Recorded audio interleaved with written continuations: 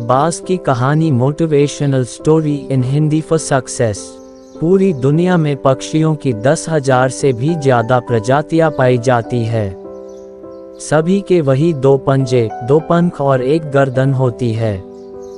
लेकिन इन्हीं में से एक ऐसा पक्षी है जिसकी एक अलग ही पहचान है, जो आसमान का सीना चीर के हजारों मीटर ऊपर 120 किलोमीटर प्रति घंटा की रफ्तार से उड़ता है, जो खुद के कई गुना अधिक वजन के शिकार को भी अपने पंजों पे दबोच कर उड़ जाता है, और इसीलिए उसे पक्षियों का राजा कहा जाता है, जिसे हम बाज़ के नाम से जानते हैं। और एक बाज़ इतना ऊंचा मुकाम हासिल करता है अपनी ट्रेनिंग और अपनी पुनर्जन्म की वजह से।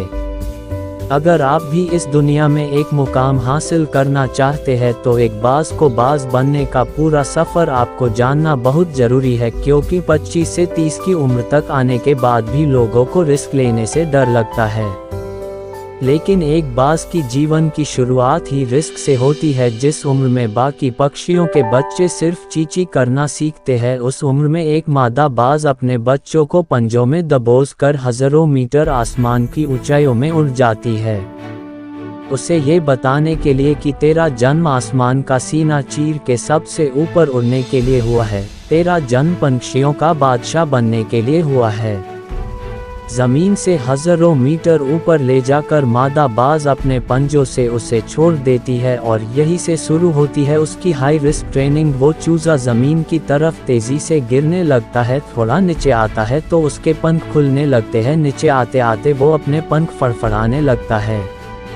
लेकिन वो अभी तक उड़ना नहीं सीखा है, वो ज़मीन से कुछ ही ऊपर होता है। ऐसा लगता है कि कुछ ही सेकंड में उसका जीवन समाप्त हो जाएगा, लेकिन अचानक एक पंजा उसे अपने गिरफ्त में लेता है और वापस आसमान में उड़ जाता है। वो पंजा होता है उसकी माँ का, जो उसके पीछे उड़ रही थी।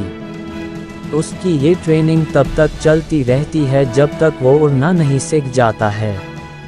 इतनी हाई रिस्क ट्रेनिंग होने के बाद इस दुनिया को एक बाज़ मिलता है बारिश के वक्त। जब सारे पक्षी आश्रय की तलाश करते हैं, तब यही बाज़ उसी बारिश में आसमान को चीरते हुए ऊपर निकल जाता है और बादल से कहता है, तू बरस ले, कितना बरसेगा, और फिर नीचे आकर चैलेंज करता है। एक बाज़ की उम्र लगभग 70 साल होती है। जब वह 40 साल का होता है तब एक परेशानी उसकी ज़िंदगी में मौत बनकर आती है, जो आपकी परेशानियों की तुलना में बहुत बड़ी होती है, क्योंकि 40 साल की उम्र में बाज़ की चोंच इतनी मुड़ जाती है कि उसे शिकार निगलने में बहुत परेशानी होती है। उसके पंख भारी हो जाते हैं, छाती से चिपकने लगते हैं, जिससे उड़ना बहुत मुश्किल हो जाता है। उसके पंजे लंबे और लचीले हो जाते हैं, जिससे वो शिकार को सही से नहीं पकड़ पाता। अब उस बाज़ के पास सिर्फ 3 रास्ते होते हैं। 1. वो अपने शरीर त्याग सकता है। 2. गिद्ध की तरह छोड़े हुए भोजन पे निर्भर हो जाए। और 3. सबसे कठिन और पीड़ादायक रास्ता अपने आप को पुनः स्थापित कर फिर से आसमान का सीना चीरकर उड़ने का, और वो इसी तीसरे रास्ते को चुनता है और अपने पास के सबसे ऊंची चोटी पे पहुंच जाता है। वहां पर अपना घोंसला बनाता है और फिर शुरू होता है परेशानियों को जड़ से उखाड़कर आसमान में उड़ने का सफ़र। वो अपनी चोंच को एक चट्टान पर मार मार कर तोड़ देता है, लहूलुहान हो जाता है और इंतजार करता है नई चोंच के आने का। उसके बाद अपनी नई चोंच से अपने पंजों को काट देता है और फिर इंतजार करता है नए पंजों के उग आने का। उसके बाद वह अपने एक एक पंख को अपने शरीर से अलग करता है और फिर इंतजार करता है नए पंख उग आने का, और इस प्रक्रिया में उसे समय लगता है पूरे 5 महीने का।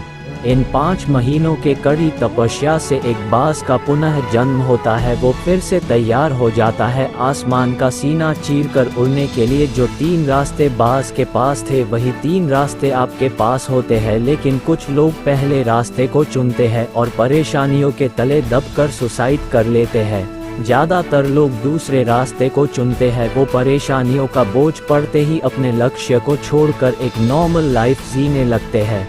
और कुछ वो लोग भी होते हैं जो इस परेशानियों को लात मारकर अपनी मेहनत के दम पर बाज़ की तरह आसमान की बुलंदियों को छूते हैं। दोस्तों, बास की यह ट्रेनिंग हमें बहुत बड़ी सीख देती है कि अगर रिस्क लेना पड़े तो लो कि अपने फील्ड में अपने आप को इतना ट्रेंड कर लो कि उस फील्ड में आपसे ऊपर उड़ने के बारे में सोच कर लोगों के पसीने छूट जाए, तभी आप अपने फील्ड के बादशाह कहलाओगे।